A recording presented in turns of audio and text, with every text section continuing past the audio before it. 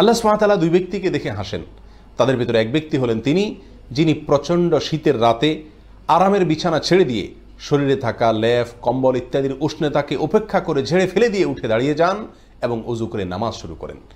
এই ব্যক্তিকে দেখে আল্লাহ সুবহানাহু ওয়া তাআলা হাসেন এবং তার ফেরেশতাদেরকে বলেন, মা হামালা আবদি আলা মা সানা, কিসের আশায় আমার বান্দা এত কষ্ট করছে?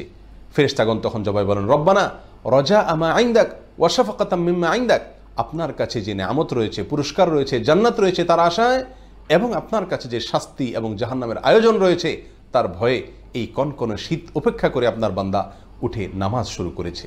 তখন আল্লাহ তাআলা ফেরেশতাদেরকে লক্ষ্য করে বলেন, কদ আতাইতুহু মা রাজা ওয়া আম্মানতুহু মিম্মা খাফ, তোমরা জেনে রাখো আমার বান্দা আমার কাছে যা আশা করেছে আমি তাকে তা দান করলাম, আর যে আযাব থেকে জাহান্নাম থেকে বাঁচার জন্য যার ভয়ে সে এমনটি করেছে আমি তা থেকেও তাকে নিরাপদ ঘোষণা করলাম।